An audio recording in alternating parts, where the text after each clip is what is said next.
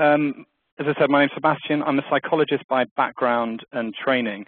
I'm particularly interested in how we can make sustained change in organizations around the areas of management development and performance management, and in this instance, for customer service. So thank you very much for joining us today. And we're going to explore over the next 30 minutes or so the human side of customer service and how we can take customers from feeling perhaps a little bit deluded about the service they're receiving or about an organization to feeling much more devoted. And this is how our time is going to break down. So initially, we're going to have a look at why does service matter? Why is it something that businesses do obsess over, that is very much part of the conversation in terms of how we help businesses perform well? Is it worth focusing on? What's the evidence that it is worth focusing on? And then we're going to have a look at the current state. So we've done a very significant review, both in terms of what seems to be going wrong, but also in terms of what seems to make it go right. So initially, we're going to have a look at what's wrong with the current state, what's hard, why do businesses struggle with customer service, and then we're going to have a look at the drivers of devotion. So how can we take a customer from feeling a little bit deluded to feeling devoted? And then finally, what we're going to focus on is the impact that we can have in practice. So in terms of a real-life case study, what does this look like when it is made real, when it is made practical? So let's have an initial look at service matters. And there's no question that it makes a difference to profitability, to organizational growth by focusing on customers. And actually, very much in the early research, the customer service and profitability chain is very well established. And some organizations go as far to say, and some research goes as far to say, that really for long-term impact and for long-term profitability, it makes much more sense to focus on the customer than it does actually on the bottom line. And so by shifting our focus, we actually get to where we want to, which is a more profitable or more successful organization. Now, that's almost a given, I think, in today's market. The interesting question is, what underpins that sense of satisfaction, and what underpins that link back into business success? And when we look at what makes the difference, ultimately what it comes down to, and this is particularly from a psychological perspective, it comes down to loyalty. And you can see that a 5% increase in customer retention, so retaining customers, creating a loyalty amongst customers, increases profits by 25 to 50% by some studies. And what's driving that loyalty, it's actually the feeling of what the psychologists call reciprocity. It's the unconscious or subconscious desire to actually return a favor, and it happens amongst all of us. We're constantly party or subject to reciprocal relationships. Someone does us a favor and we feel indebted to them. And often this can actually be an unconscious impact. It can happen without us necessarily realizing it. Now, given that particular sense of reciprocity and loyalty, there are loads of ways in which customer service makes a difference. And the first is the fact that it gives us a competitive edge. And it's a competitive edge that, in fact, more and more people intend to compete with. So, again, in a recent study by The Economist, 55% of business leaders expect to compete on service in 2020, compared with only 9% on price. So customer service as a competitive differentiator is becoming more and more of a focus. We also see there's a significant return in sales. Again, because of that loyalty, we can see 12 times the return on sales for those organizations that do make customer service a priority versus those that don't. So it's an additive aspect to an organization, but it's also a protective one in the fact that it really makes a difference to reputation. It can protect reputation. I particularly find this statistic a little bit on the surprisingly high side, but in one, again, recent study, 95% of customers say that they would talk about a negative experience on social media. So people get onto Facebook, they get onto Twitter, and start to talk about the experiences that they've had, both good and in particular bad. So quality customer service has a protective aspect or protective nature to it. And of course, complacency and the complacency around customers has a very, very negative impact. So other studies have shown that 86% of customers have quit doing business because of a particularly bad customer experience. Now, again, for many people on this call, this is going to be a given. Good customer service is super important. It's protective, it's additive, and it makes a significant difference. The interesting thing is that very frequently businesses actually overestimate the quality of their service. So in a study that was done by McKinsey, they found that 80% of organizations broadly rated their service as superior. But when they went and talked to those organizations' customers, only 9% of those customers agreed. So there's no question that there's a strong focus on making service work, but there is a misperception about the quality of service between what the organization thinks and what their customers think. So what's going wrong? What makes this hard? Well, the first thing is that the front line aren't necessarily present, let alone prescient. They're not necessarily aware of what's going on around them. They start to fall into autopilot, and by frontline we mean people who are interfacing directly with customers. They're on autopilot. Often they're missing cues, they're following process or scripts, they've fallen into old habits that may have worked in the past. And actually their minds are often on other things. They're thinking about their children, they're thinking about bills, they're thinking about their boss. In fact, they're thinking about just about everything other than necessarily the customer that is standing in front of them. And this is interesting because can you necessarily blame them given the fact that they're often treated as though they are the bottom of the pile? The people who do interface with customers, particularly in large retail organizations, are often the ones who are given perhaps a little bit less credibility or a little bit less status than others. And this is particularly, I mean, the fact that that frontline aren't necessarily present or prescient is backed up by this piece of research where it looked at why customers actually left an organization. Was it because of competitive pressures? Was it because of a different reason, like, for example, there was no longer a need for a particular product? Was it a result of dissatisfaction? Or actually, was it the attitude of indifference on behalf of the frontline individual? So the frontline person was effectively indifferent to the customer. And when I first saw this research, I think it's very interesting, really quite surprising in terms of the impact that it had. Competitors were only 8% of the reason why customers left. The general bucket of other factors was only 9%. Dissatisfied with the product was actually only 14%. So you bought a fridge that didn't work properly, or alternatively, the business service you received wasn't quite at the level that you wanted, or your telephony didn't quite function, or only 14% of the reason why customers left. The attitude of indifference on behalf of those representing the organization accounted for 66% of the sample. So an absolutely huge proportion of the reasons why customers are departing is this attitude of indifference of the front line, of the people who are interfacing directly with customers. So what's the second reason? And this is linked. It's the fact that the problem is everybody else. So if I'm a frontline person, I say, well, yeah, you can blame me and you can say it's my fault, but actually the issue is everybody else, not necessarily me at all. And this was a study that we did with an organization that we're working with, where we asked the front line to rate their ability in building trust, in making things easy for clients and for customers, and caring for them. And the front line, the average score was round about 8 or 9 out of 10 on a 10-point scale. We then asked them to rate the rest of the company or their colleagues, and what they came up with was scores that were almost half of what they rated themselves. Now, again, this is really interesting because the first thing it illustrates is the self-awareness, potentially, of the front line. They're overestimating the quality of service that they believe they are giving to their customers. The second thing is that these results actually mean that you can end up with a culture of apathy and a culture of learned helplessness around the organization. I'm less willing to make an effort, and I'm less willing to try and solve the customer's problem because I know the rest of the company won't engage in the same way that I am. And so given that, I won't lean in, I won't solve problems, and actually what you end up with is a culture of almost bad karma around the customer. It's not an issue if you don't quite solve the problem and you throw it back into the mix because no one else is really pulling their weight either. And so there's this very interesting cultural shift around that needs to be made around the perceptions of how people are performing in the culture and how they focus and deal with customers. There are then a series of other issues. Often there's way more stick and not enough carrot in the way in which people talk about customers. There are league tables, there are missed targets, there is process compliance, instead of actually being positively attended to and thinking about the individual interests of the individual.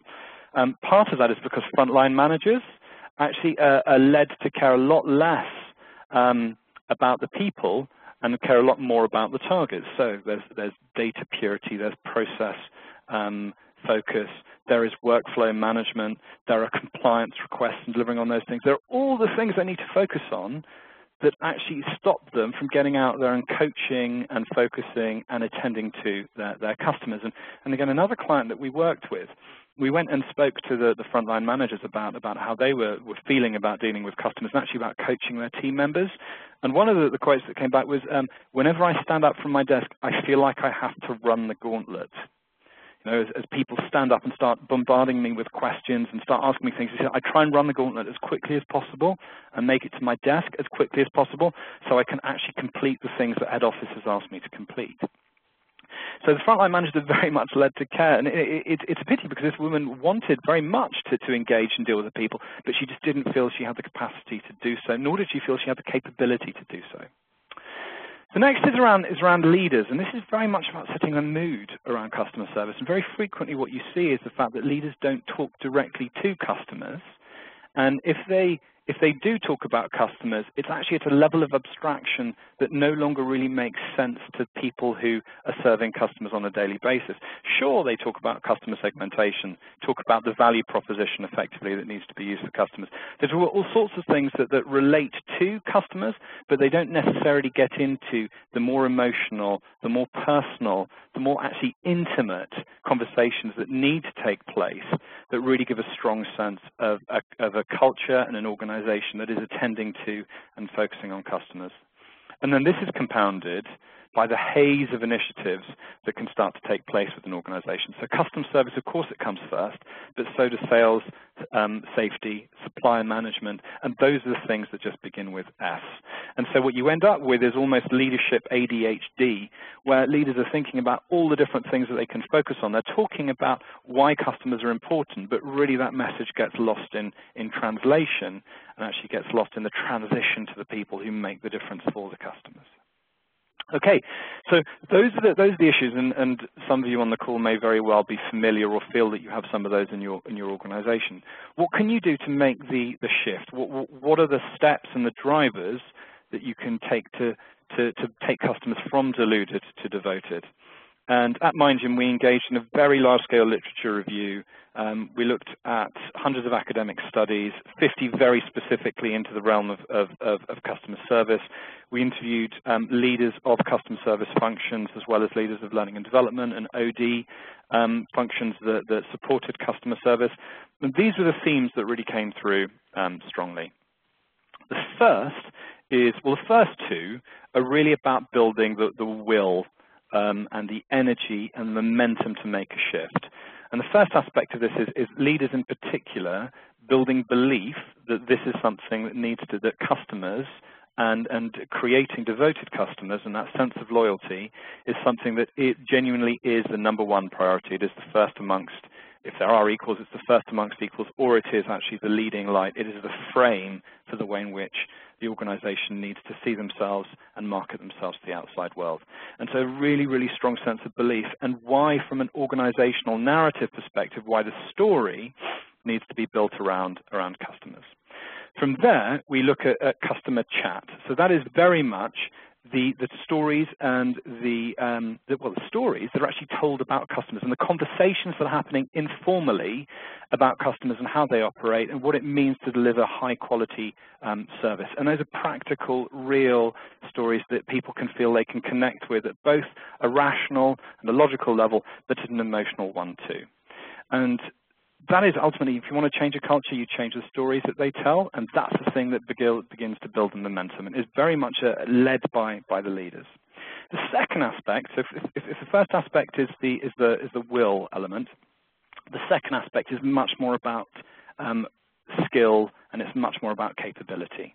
And this is about serving and engaging the customers effectively. It's about building frontline know-how, and then finally creating a culture where people coach so that individuals can flourish. So they feel like they're growing, they feel like they're learning, and in so doing, they then start to serve customers better.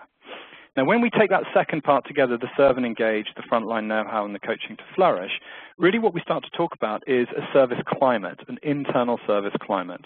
and its service culture. And there's been some fascinating research that I'd like to share with you that specifically focuses on how we can serve colleagues as well as customers to really improve the quality of the service climate.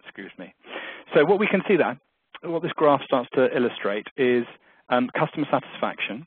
And what we can see is that those organizations that score in the top 25% for service climate, so the way in which people support each other, the way in which people are responsive to one another within the organization, so that's the service climate, the way they serve each other internally, is shown to be, those organizations that are in the top 25% have got significantly superior customer satisfaction to those that don't. And this is a thing that starts to get over some of those issues around, well, the problem is everybody else.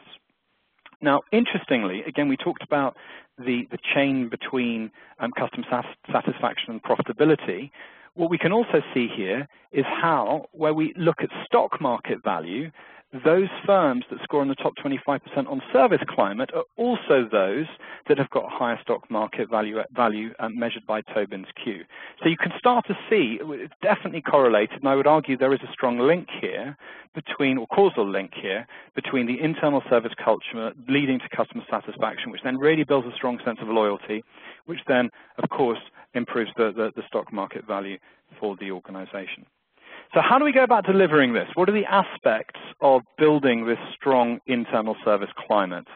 And really, when we look at the skills, the capability that needs to be built, again, from the large-scale literature review and from the interviews we did, the first two things which we've touched on already is really about how we can start to help individuals pay attention. How can they be mentally present? How can they listen actively? How can they be looking out for the cues and the clues that customers provide about the way in which they want to be treated? Does this person want to be treated directly and quickly, or is this person more interested in a bit of a conversation? What is it that they're describing in terms of their needs? Very much attending to and paying attention to those aspects is absolutely crucial. Getting people out of autopilot, getting people out of their traditional habits. The second aspect is about building trust, and this is both trust for one another and, of course, within the organization, and trust with the customer.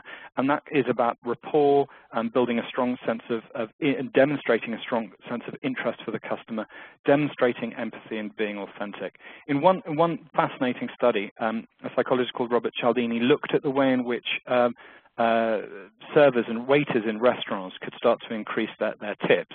And actually the thing that he discovered was one of the best ways, a very, very significant increase in tips, was using the exact words that the person ordering had used. So rather than saying, you know, if you ordered a cappuccino with only a little bit of milk, you'd say, okay, that's a cappuccino, not too much milk. That was not quite making that connection the right way. And actually the tip increase, if you use just a little bit of milk, the same language as the customer, they saw a very significant increase. So this trust and this empathy and this authentic understanding is absolutely crucial.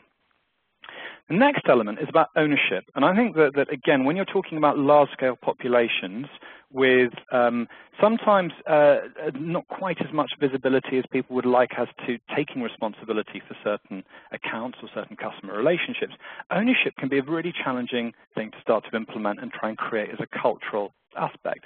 And this is about being accountable, helping to manage the customer's expectations, and actually seeing something through to the end. So rather than passing it on or flinging it over the fence, it's really taking responsibility to do that.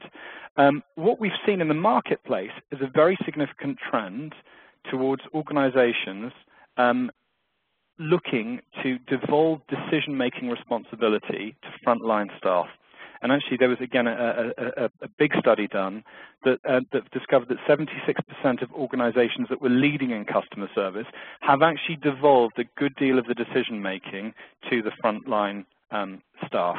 And this is partly because even if customers have actually report failed service, or they report that something hasn't quite worked, if they experience a positive service experience to try and solve that problem, they actually then feel much better about the organization more broadly. And so, you know, often there's a sense that we want control, we want consistency, and therefore what we'll do is we'll script everything, we'll have very tight processes. In fact, there is very much more of a trend to having people towards organizations devolving some of that decision making, of course within parameters, so that people can take responsibility.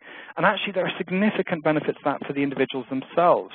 Okay, if we look at the psychology, if people feel like they've got that responsibility to take ownership, they feel much more competent and they become much more engaged in what they do. And there are plenty, when you hear about the story, so for example there's an organization called Rackspace, who are a cloud computing business. And one of the stories that they have is that they were in the middle of quite a long service call, and they heard the person at the other end saying to another individual that they were very hungry. And the person who was taking the call, the customer advisor who was taking the call, when they put the customer on hold for a moment, they also ordered a pizza at the customer's address. And 30 minutes later, because it was a long call to try and do some troubleshooting, 30 minutes later, there was a ring on the doorbell, the customer stood up, and there was a pizza there for that individual, and of course they felt hugely attended to. Now, stories of significant customer attention like that often come to that sense of the individuals taking ownership, but also being empowered to take the ownership to solve those sorts of problems. The next skill almost that we need to engender and to encourage people in is how they can start to add value. And that's making recommendations, particularly in a compelling way that's relevant to the individual, not pushy, but instead that's tailored around the customer's need, and actually thinking about how they innovate around that. And there are different aspects of that. Again, the psychology has shown us that there are different aspects in the way in which we can do that, which I want to share with you now. The first one is about really building an understanding. The second one is demonstrating a strong sense of expertise, and there are plenty of studies that demonstrate where people are actually greater experts in terms of the products, they also tend to have, so increase in product knowledge also increases sales and satisfaction. And finally, social proof, so they believe that other people are doing the same thing as them, making the connection in the way in which people make recommendations to other people similar to the customer increase that sense of satisfaction. And actually it was a study that was done by PwC. They found that when you look at what actually constitutes a positive experience of support, 31% of the variance, so 31% of what leads to that feeling of a positive service experience comes from staff recommendations. So being able to do that makes a massive difference. And then, of course, what we have is the coaching to flourish. And many of you on the call, I'm sure, will be strong believers and advocates of high-quality coaching, and it makes a huge difference. And trying to recast those frontline managers' roles as being about coaching, as well as, of course, managing workflow and the operational aspects of first-line management. But actually trying to engender that sense of coaching makes a huge difference. And there's tons of evidence to demonstrate how this coaching makes a difference. And performance management, which is focusing on high-quality feedback, its consistent differentiation, and coaching, leads to increases in employee engagement, in customer loyalty, reduces turnover, and boosts productivity. And so those 5 aspects of within almost the whole organization, particularly amongst those people who are dealing with customers and those who are supporting the people who are on the front line, really does lead to significant improvements in customer service. This is all great and I've given some practical examples, but it's all great in theory. What does it work in practice? So let's turn to a very practical example. And this was a program that MindGym did we had the great privilege of doing with Santander. And what Santander were experiencing were a decline in customer service. And so what the shift they wanted to make was to turn Santander into the bank that people wanted to bank with. And actually the turnaround has been significant, but just to hark back a moment, they had declining service. Santander at the time were bottom of the client, the customer service league table for banking. And they were also rated as the 3rd worst bank for customer service within the UK. So it was clear that a turnaround was required. And I'm delighted to say everybody got behind this. Let me show you what the program looked like. Initially, there was a launch at Wembley Stadium, and this was where the executive, the divisional directors, the regional managers, the branch managers came together, and they shared their story of belief, and they shared their stories around the customers. So that front end bit around how you can create the momentum and how you can create the stories was very much prevalent there. And there were some key messages. The first one was about putting customers first.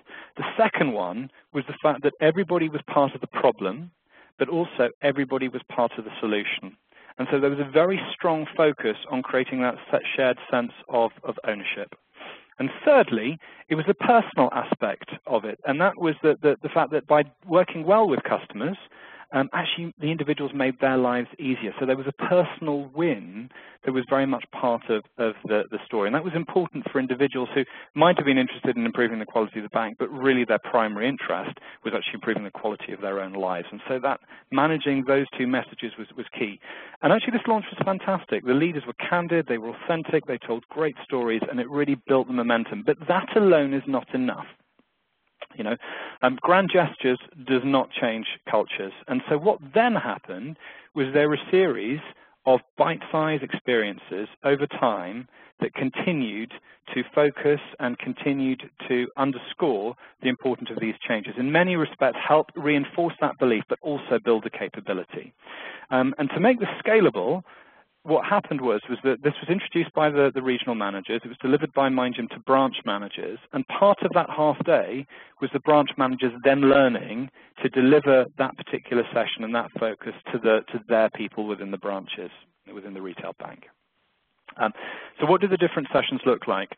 Well, the first one was about seeing it and solving it, and that was a really strong focus on creating language where people spotted good, bad, and ugly behavior. It was about raising people's awareness about what constituted good quality service. The second one, where we got into trust, was very much that point around trust and empathy. So how can you make decisions that also bear in mind the commercial aspects of the bank's interests, but deliver to the customer as well? And so we shared some dilemmas and asked people to think about how they might solve those dilemmas with some guidance. From there, it was into the third session was about how you can ultimately add value, and it was called How Can I Help You? And the focus on this one was understanding what the customers value and how you can respond to those needs, and also how you can deal with complaints in the right way. So how you can take preventative action to deal with complaints so that the problems are solved. And finally, the last one, called Power in Your Hands, the last one I'm going to share with you now, was all about coaching and really giving the branch managers the ability and the energy and the permission to engage in high-quality coaching with their teams. So this was run in distributed fashion over around about 6 months, and there were activities that the branch managers needed to do over time. So what were the results? The self-report results were very, very strong. Particularly, we've had things like identified things my branch team can do differently to improve the customer's experience. 98% of people reported that. I feel able to apply the tools from Customer First now and into the new bank was 98%. So the anecdotal evidence was extremely strong. What was the evidence like in practice? Well, first of all, in terms of the results, Santander went on to win the Best National Branch Network Award for Your Money Direct Awards for 2012 and for 2013, so 2 years in a row. And they also won the Most Improved Bank for Customer Service in the UK from the Moneywise Customer Service Awards. So there was a very, very significant recognition of the shift that Santander had successfully made. And what's interesting about this also, and I think this is a lovely quote from Steve Bateman, who's the head of UK banking from Santander, is that he says that improving the service we offer at Santander UK is our top priority. We do have more to do and continue to focus relentlessly on improving the levels of service we provide to our customers. And the reason I like this quote in particular is because it has that sense of humility about the fact there is always more work to be done. And the fact that the focus and the conversation on making it better, on continuing to focus on the customers is absolutely there, as well as underscoring the fact it is the top priority. Now, in terms of hard business metrics, there were also some really good improvements. The first thing was that banking complaints reduced by 23% from the first half of 2012. So there was a very significant reduction in banking complaints, which is amazing. And also in terms of there was an independent measure that looked at satisfaction. It's known as FRS, and that score rose to 57%, which saw Santander significantly close the gap to the top 3 performers within the retail banking space over the last year. So in terms of the improvement story, when you get the leaders who really start to build a strong sense of belief and who really start to focus and tell the stories, real stories about customers, when you really get to focus on building that skill in terms of serving and engaging people internally in terms of the frontline know-how and driving high-quality coaching into the organization, and you do it in a distributed manner, you can really start to see those shifts happen and success follow. That is our half hour. Thank you very much, everybody, for joining the webinar. If you do have any questions, do please put them into the Q&A box. Also, if you'd like, you can follow or write to me or the Mind Gym using our Twitter handles or our email addresses. The Twitter handle for the Mind Gym is @TheMindGym, and the Twitter handle for me is @Dr. Seb Bailey. We also have a white paper, which is on our website, that actually covers all of this in much more detail. It goes into really strong evidence base with the references and some of the more nuanced points that you can download from our website. And I just want to say thank you very much for joining, and I hope you have a fantastic afternoon or morning or evening wherever you are in the world.